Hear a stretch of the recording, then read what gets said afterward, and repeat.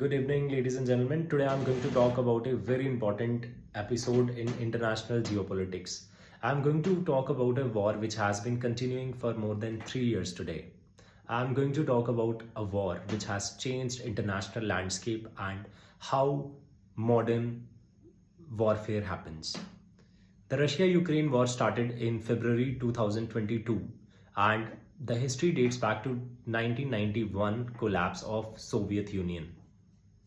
The annexation of Crimea in 2014 was another episode which led to the current war of 2022. What were the causes of Russia-Ukraine war?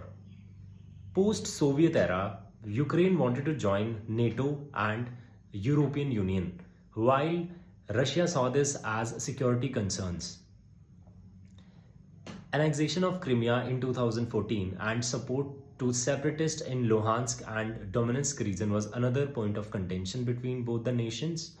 Western sanctions on Russia and the eastward expansion of NATO was another point which led to this war. So if we see the major episodes, then the war started in February 22, 2022, and since then millions of Ukrainians have to migrate and leave Ukraine, which has led to humanitarian crisis there.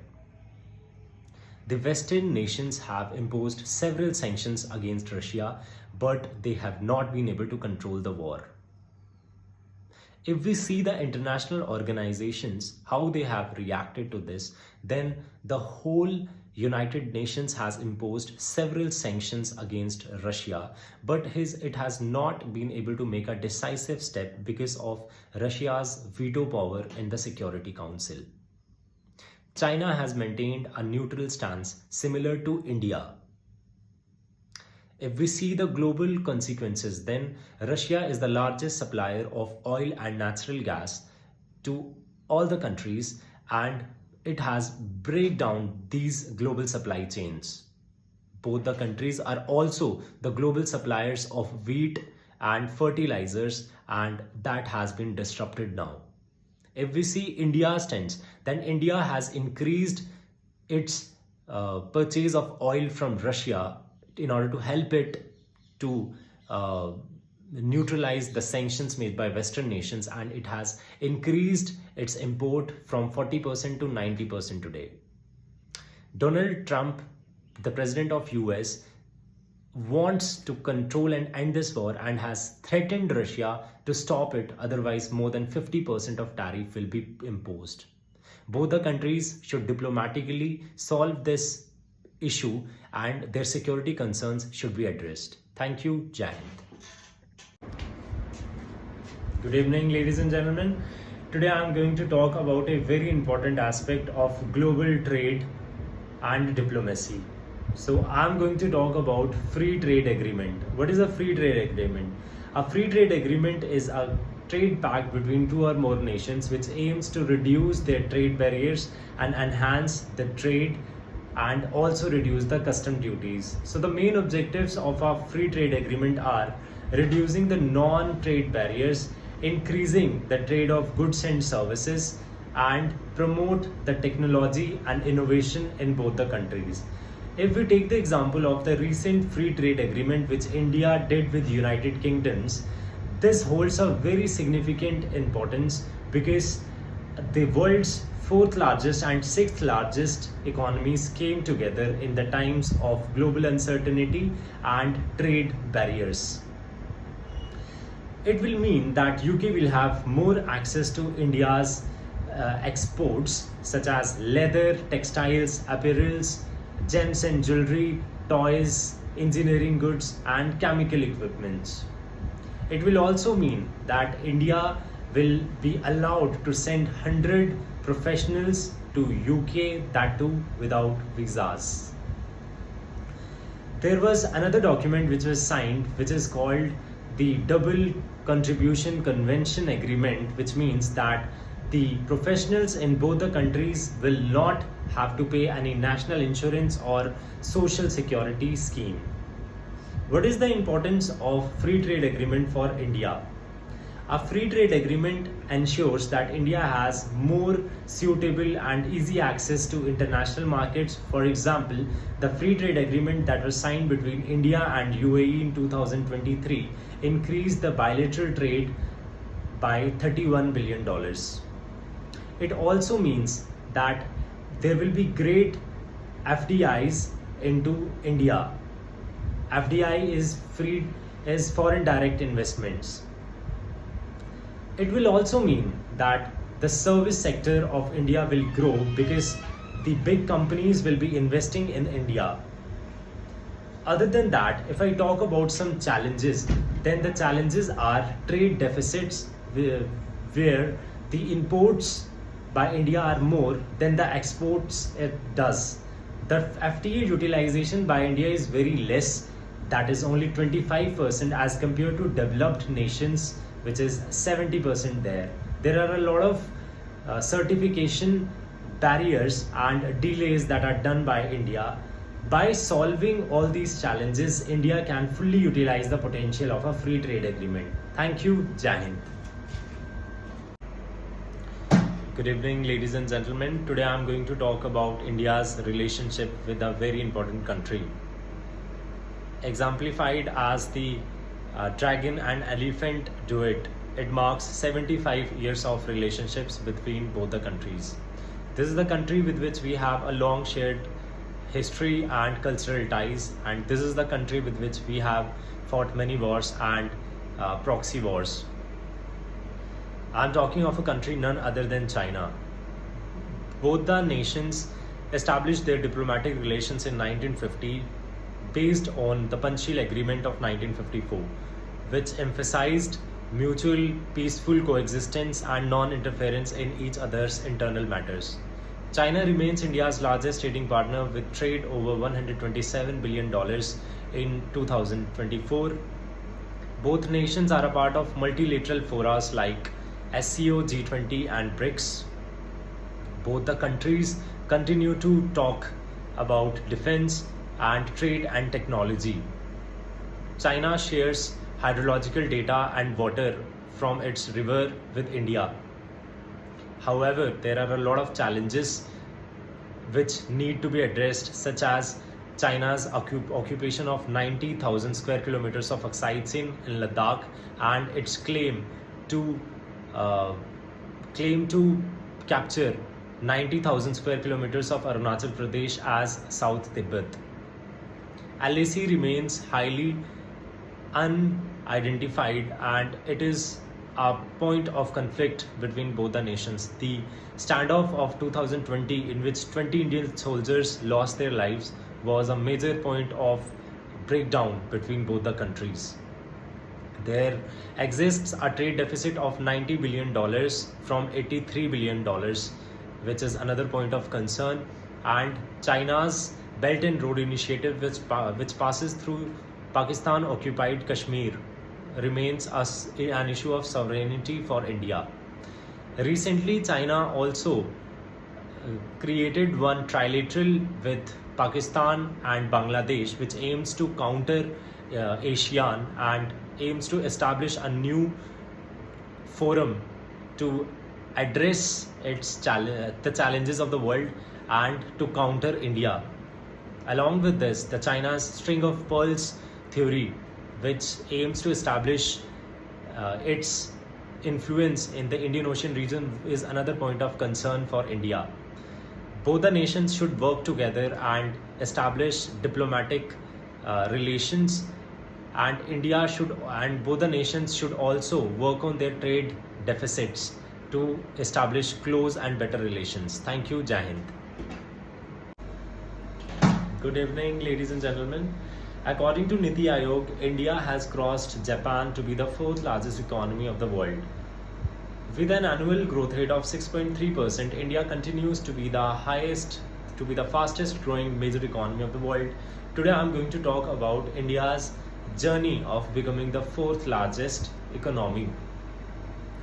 Post-independence, India followed a socialist model which was characterized by high inflation, trade deficits and a less competitive environment. However, the LPG reforms of 1991 transformed India's economy to be a liberal, private, and globalized economy.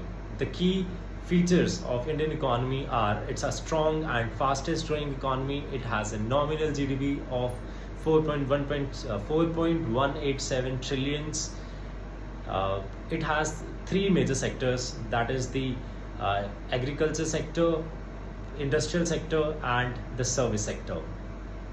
India follows a mixed economy model in which both private and public sectors coexist peacefully.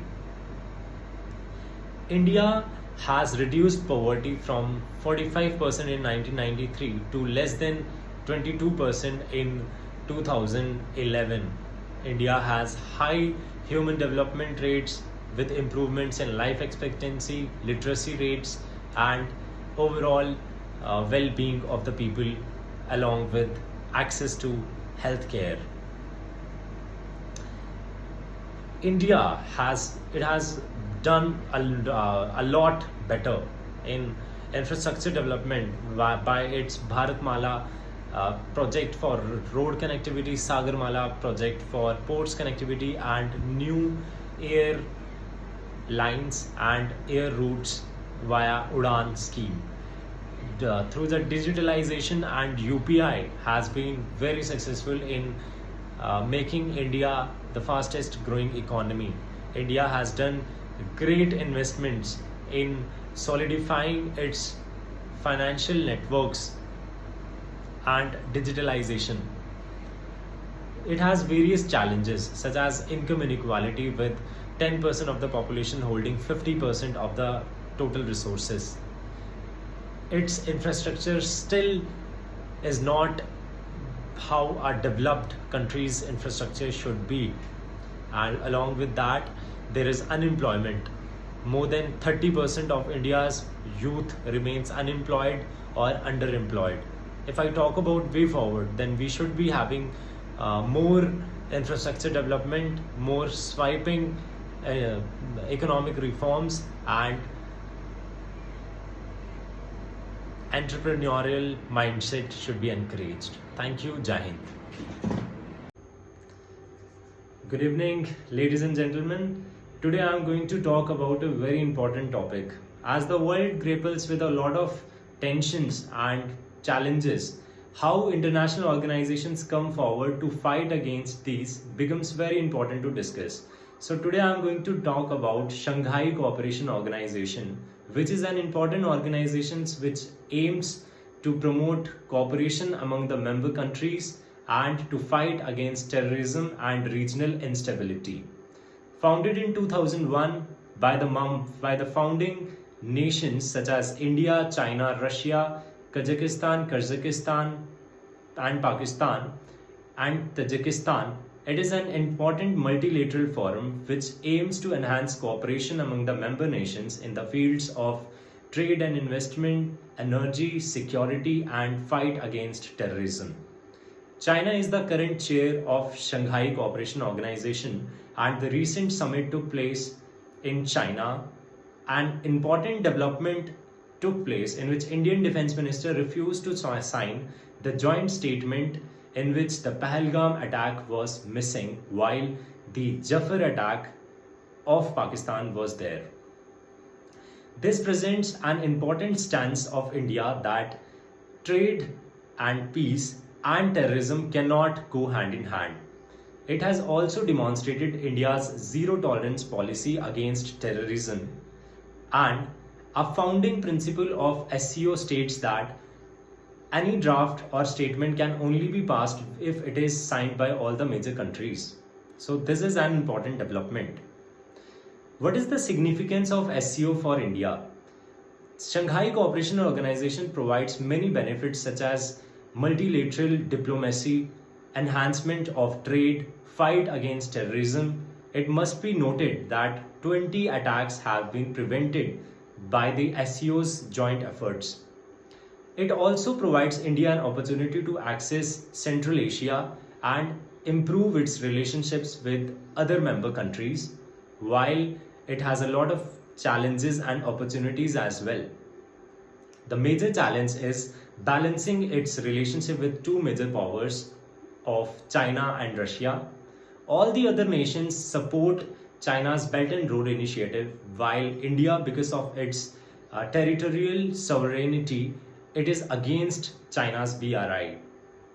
The intergovernmental trade between the SCO member nations is also not to its full potential, which has to be explored.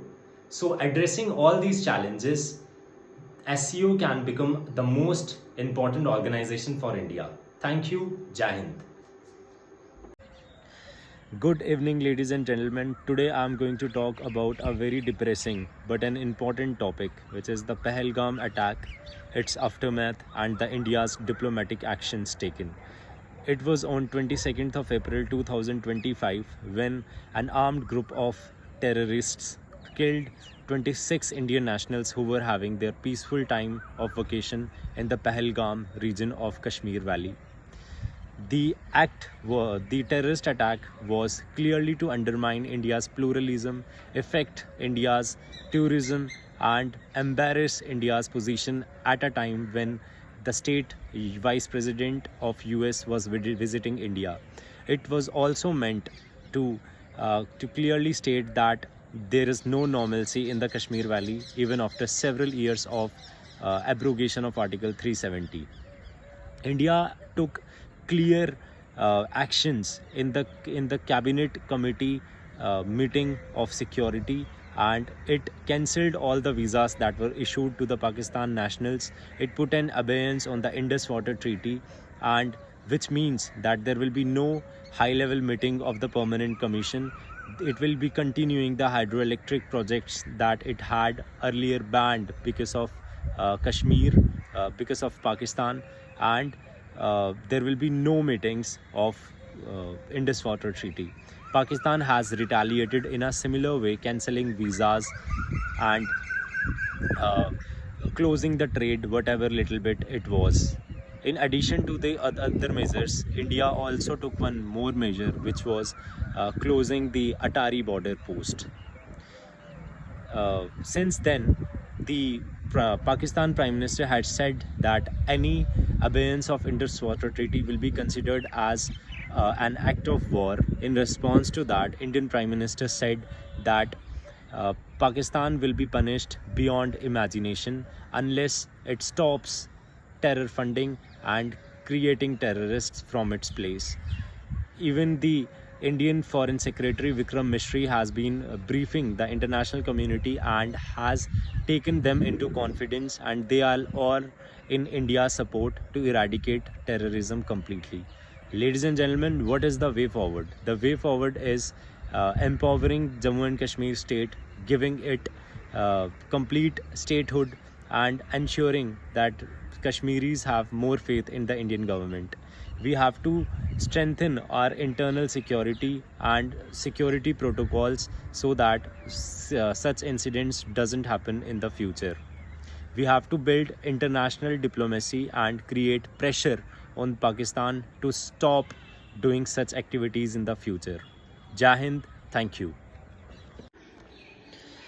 Good morning, ladies and gentlemen. Today I am going to talk about a very critical social issue: crime against women.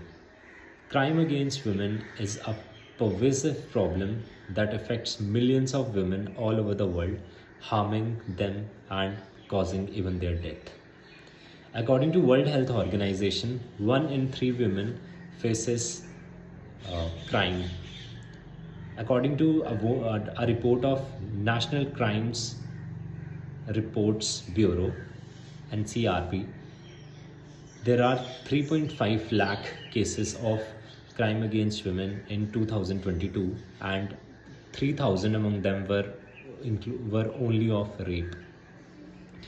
According to a report by National Family Health Survey, 30% of women are facing domestic violence every year. What are the causes of this crime against women? The first cause is patriarchal society where men are considered superior to women. The second cause is cultural norms and societal norms such as early marriage of girls and dowry system. The third cause is lack of education and economic opportunities for women, and the fourth cause is weak laws and enforcement. If I name the crimes that happen against women, they are rape and sexual assault, domestic violence, acid attacks and honor crimes, and trafficking and exploitation. Once a crime happens against women, she has to go through a lot of consequences, such as emotional and physical harm. Even loses her job and social isolation. A woman is not able to get a recognition in society, and it hampers her growth for her entire life. Now, ladies and gentlemen, what we can do to prevent such crimes from happening? The first step that we can take is raise awareness among women to educate themselves and make them economically sound.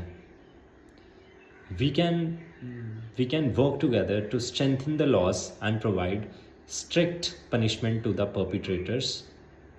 We can set up support centers for both moral as well as medical support to women who have gone through such crimes. Crime against women is a very serious issue that should be dealt with strictness, and all the measures should be taken properly to help women. Thank you.